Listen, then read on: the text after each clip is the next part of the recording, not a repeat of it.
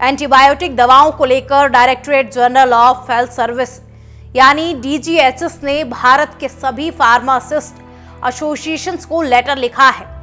इसमें फार्मासिस्ट से अपील की गई है कि वो एंटीबायोटिक की दवा डॉक्टर्स के प्रिस्क्रिप्शन के बिना न दें। साथ ही डॉक्टरों से आग्रह किया गया है कि वो एंटीबायोटिक्स लिखने के लक्षण, कारण या औचित्य लिखना अनिवार्य बनाएं। देश में एंटीबायोटिक दवाओं का उपयोग बढ़ गया है, जो इंसान के स्वास्थ्य के लिए काफी नुकसान है। इसी को देखते हुए ये फैसला लिया गया है।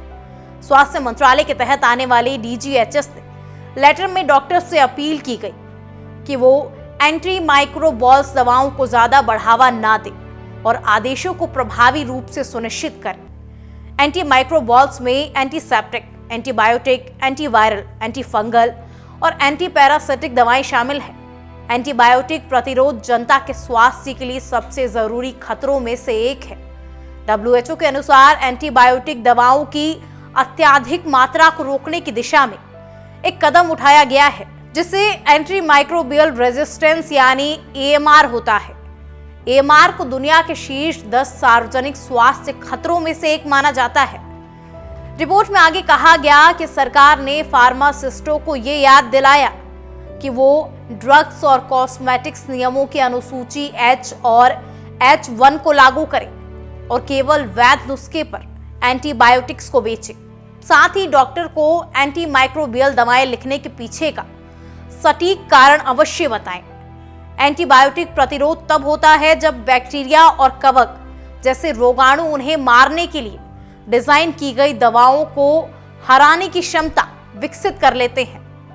इसका मतलब है कि रोगाणु मारे नहीं जाते बल्कि और ज्यादा बढ़ते हैं। संयुक्त राज्य अमेरिका में हर साल 2.8 मिलियन से अधिक एंटीबायोटिक प्रतिरोधी संक्रमण होते हैं और परिणाम स्वरूप 35,000 से अधिक लोग मर जाते हैं। एंटीबायोटिक्स जीवन बचा सकते हैं, लेकिन जब भी एंटीबायोटिक्स का उपयोग किया जाता है तो वो दुष्प्रभाव पैदा कर सकते हैं और एंटीबायोटिक प्रतिरोध के विकास में योगदान कर सकते हैं। चलिए अब सबसे पहले ये जान लेते हैं कि डॉक्टर एंटीबायोटिक टैबलेट क्यों लिखते हैं। सामान्य संक्रमणों के लिए एंटीबायोटिक दवाओं का उपयोग कब किया जाना चाहिए और कब नहीं, इसके लिए स्पष्ट दिशा निर्देश मौजूद है।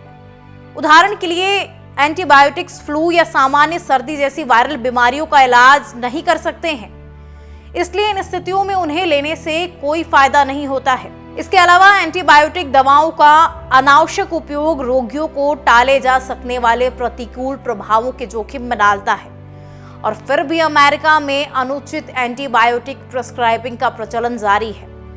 अगर सीधे शब्दों में बताऊं तो डॉक्टर्स रोग प्रतिरोधक क्षमता बढ़ाने के लिए एंटीबायोटिक देते हैं। एंटीबायोटिक का इस्तेमाल बैक्टीरिया को मारने के लिए किया जाता है, लेकिन अगर कोई व्यक्ति बार बार एंटीबायोटिक का इस्तेमाल कर रहा है तो बैक्टीरिया उस दवा के खिलाफ अपनी इम्यूनिटी डेवलप कर लेता है और इसके बाद इसे ठीक करना काफी ज्यादा मुश्किल हो जाता है। इसे ही एंटी माइक्रोबियल रेजिस्टेंस यानी AMR कहते हैं। लेकिन एक रिपोर्ट के अनुसार 2019 में लगभग 13 लाख मौतें एंटीबायोटिक के कारण हुई है। इसके अलावा 50 लाख मौत ड्रग रेजिस्टेंस इन्फेक्शन से हुई है। 2019 में 12.7 लाख वैश्विक मौतों के लिए बैक्टीरियल AMR सीधे तौर पर जिम्मेदार था और 49.5 लाख मौतें दवा प्रतिरोधी संक्रमण से जुड़ी हुई है। पहली एंटीबायोटिक दवा पेनिसिलिन की खोज 1928 में हुई थी। एंटीबायोटिक की खोज से पहले बैक्टीरियल इन्फेक्शन के शिकार मरीजों को बचाना डॉक्टरों के लिए मुश्किल होता था। पेनिसिलिन की खोज ने इलाज के तौर पर तरीके बदल दिए। तब से अब तक 100 से ज्यादा तरह की एंटीबायोटिक दवाएं बन चुकी हैं, जिनका इस्तेमाल अलग अलग बीमारियों के इलाज के लिए किया जाता है।